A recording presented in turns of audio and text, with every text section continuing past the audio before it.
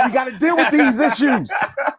And as far as monogamy goes, and I'm going to do more research on this, Brother Nick, but my research has shown me there has never been a monogamous society on the face of this earth, only on paper. Don't get me wrong. You've always had men with one wife, but you have always had men with more than one wife. Because from a matriarchal perspective in African culture, Brother Nick, it was the women who created polygyny. It was the women who said the men are going to have more than one wife. You know why they did that? Because they came from a principle of Ubuntu. I am because we are. Yeah. I'm not winning unless my sister winning. Yeah. And since men die sooner than women on average, and of course they die because of war and other unnatural factors, we normally outlive by women. Right. We got to make sure the community is stable. And if we ain't got enough men to go around, the community won't be stable. And it's also that idea of tribalism, right? To where the man, if there's a successful man in the tribe, he wants to be able to take care of as many of the people in his tribe as possible. But from the matriarchal, it was the women who came to the men and said, "You're going to take on more." Be your wife, right? But you're going to take on more than me. Yeah, you're going to, not because I want to share my man. She needs you. She needs you, and she needs you because the community needs it. Polygyny is not about personal preference. Right. It's about making sure all the children got a dad and all the women got a husband, because you know, like I know, because Black America suffers from a shortage of Black males. Cemetery, penitentiary, right? Yeah. So what do women do when they can't find a man of their own? I don't care how Christian they are, how Muslim they are, how Hebrew they are, they will share a married man. Yeah. So here we go. He kind of hit on it. I think he explained a lot.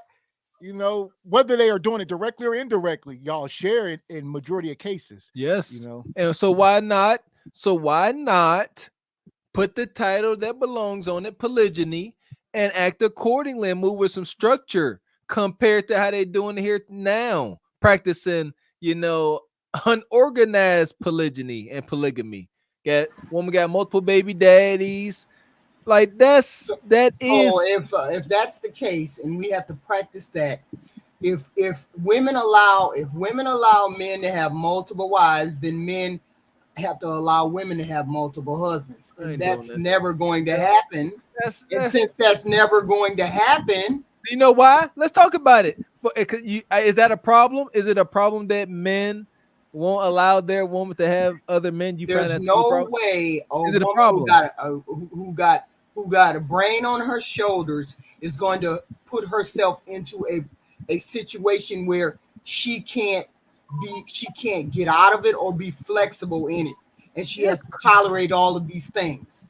There's no way a lot of women are going to do that. Most people want to be in monogamous relationships. I say, if you don't want to be in a monogamous relationship and you want to be in something else, then you need to tell your partner before you get married that I like polygamy. Okay, fine. Then it's your choice to go this way or that. I'm all for polygamy as long as you state that up front and both parties are interested in it. But what I don't like is a man who gets married and then he's married to this one woman, and then 5 years down the line, he's talking about, I need another woman in my life. That's not fair to her at all, because that's not what she signed up for. Fine. Well, now time out. People change. People change. Now you say that it takes context, and so you can't say that as a definite. What I am saying is, if they come to you in 5 years and say they want a polygamous relationship, I have the option to walk away. I mean, me personally, I will walk away. Of course. Wait, but there may be someone. Ain't no woman or man ever held hostage in there. We ain't talking, but you can always walk away. Even before that, she could walk away. These sisters practicing organized polygyny because they are practicing it. It just ain't organized. They got multiple baby daddies. They willfully sleeping and hunching on married men. Why can't they just accept it and more women come out and be out front when they say, hey, I practice polygyny? It's what it is. It all depends on the person. If you're the person that wants to do that, then that's fine. I don't have a problem with people doing polygamy. A lot of them are doing it. They just don't want to call it that. Right. Well, I'm not practicing it. I mean, there might be some women who like that. I'm just saying I'm not practicing it. They can do whatever they want. However you want to live your life, and you're able to accept that kind of thing. But then don't be surprised if she turns around and says, then I want to have multiple men. Since you wanted to have multiple women, I want to have multiple men. Then it will be his choice to leave if he wants to leave. Right? That's wicked. That's wicked. And hold on, shout out to B Wyatt. He says Nick Cannon and Dr. Umar having a ninja off. My son gonna get mad and storm out to Carly. He on the phone fussing at his girlfriend. Ain't got $1 in the bank. I said, girl, you ain't got to let a broke nigga be on the phone telling you what to do.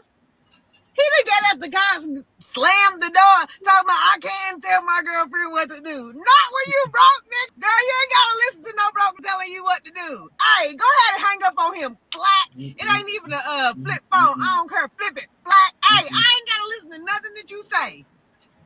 I'm the one that's buying you a new shirt. Child. He done got mad at me and talking about why you gotta say these things. This is why I don't want to talk on the phone around you because why would you say it to my girlfriend? She doesn't need to listen to me. She ain't gotta listen to no broke. I don't care who. Listen, my son or not. You ain't gotta listen to this nigga. Ain't even got no money. Please.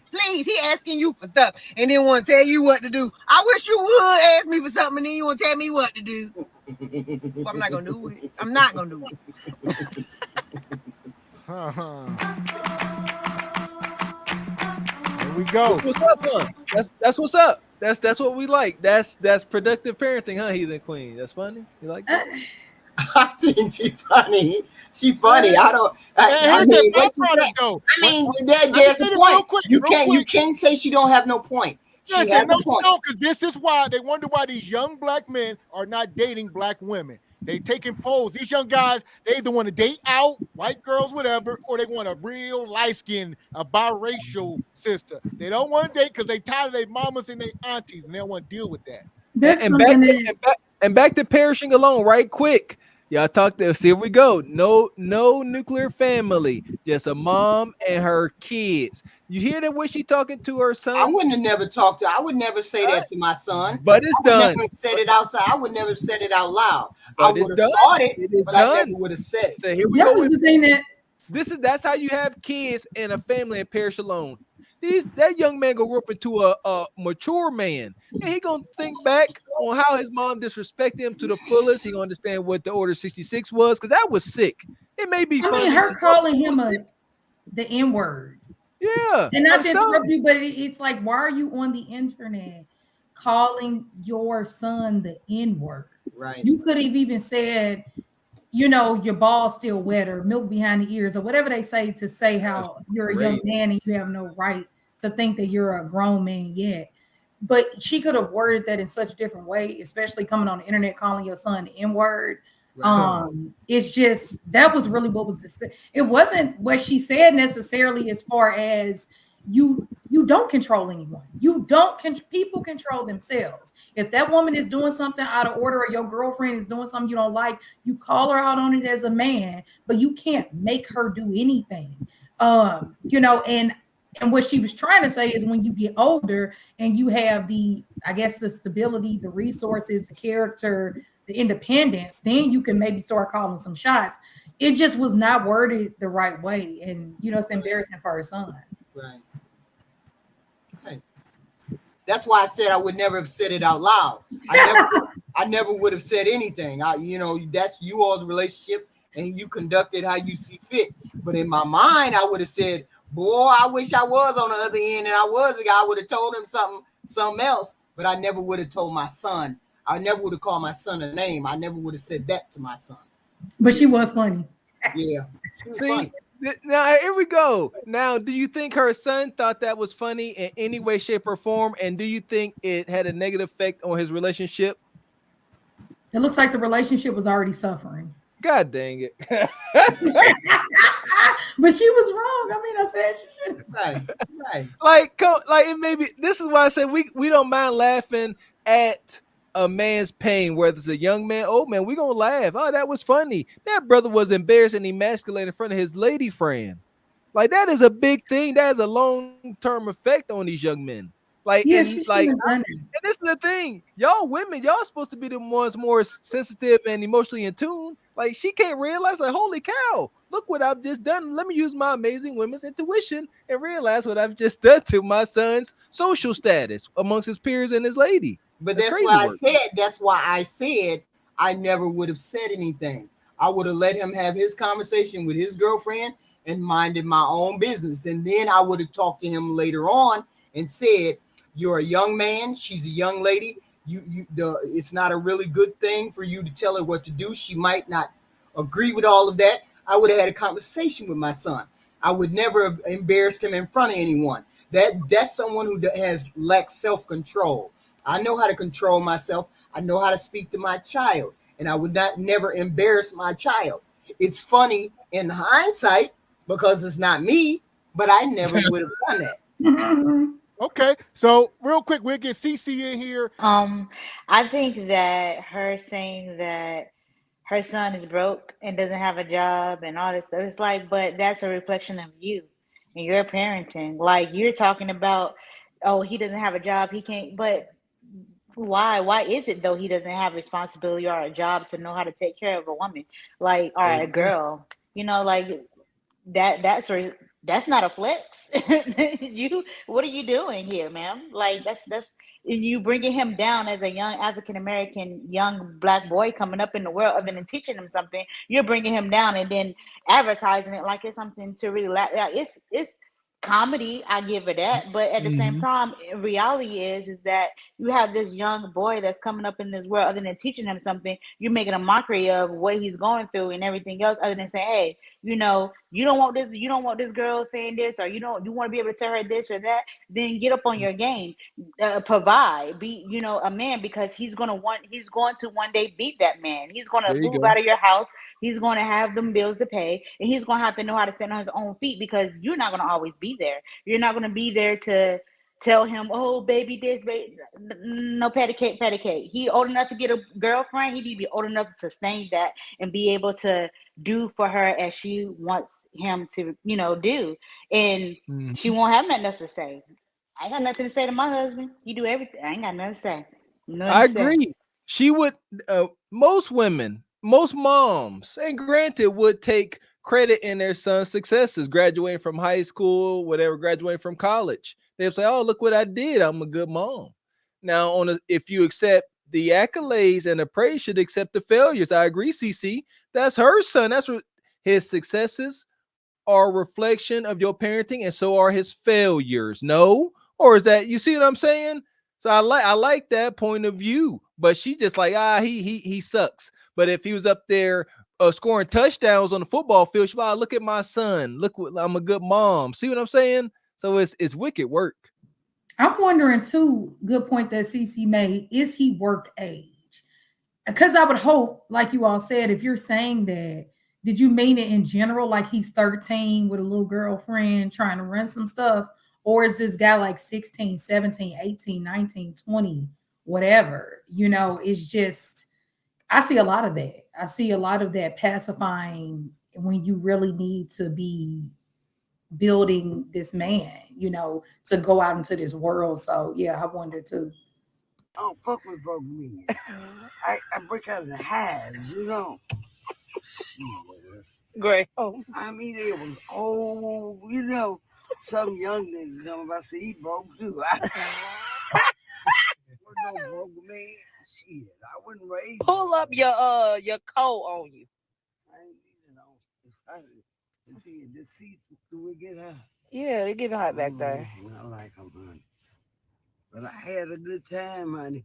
But these, you know what these women down here? What they do? They hold on to their man because they said a new chicken down. You can see it on their face. Like, fuck, I can't help it because I look good for 80. That's grandma here. She say the title of the show, if you broke, just say so. Modern women refuse to settle. Even grandma says she ain't dating no broke man. Yeah, I mean, can we stop acting like this is so surprising? Women in history have never wanted a man who came without resources. We call it money now, but this is not anything new. Why do you think the old 90-year-old lady of that time, he broke? Now she's saying it in a very modern way, But this is normal. This is like resources, whether it's land, you're a carpenter, a welder, whatever, you had to be bringing some resource to a father's door in order to take his daughter, you know, and that sounds so, it just makes me want to throw up thinking of times like that. But I mean, I'm just saying, like, just in general, you weren't, what were you offering, you know, to marry my daughter? I mean, even if even so, it's like to act like this is so new. About times of young virgins. that young virgins, whatever. I mean, even when they weren't young virgins, I mean, I'm sure even pushing towards like maybe the 50s, 60s, people weren't as much of a virgin. They probably still were, but those women were still, you know, sneaking around little church corners and shit. I mean, stuff, you know, they were doing stuff.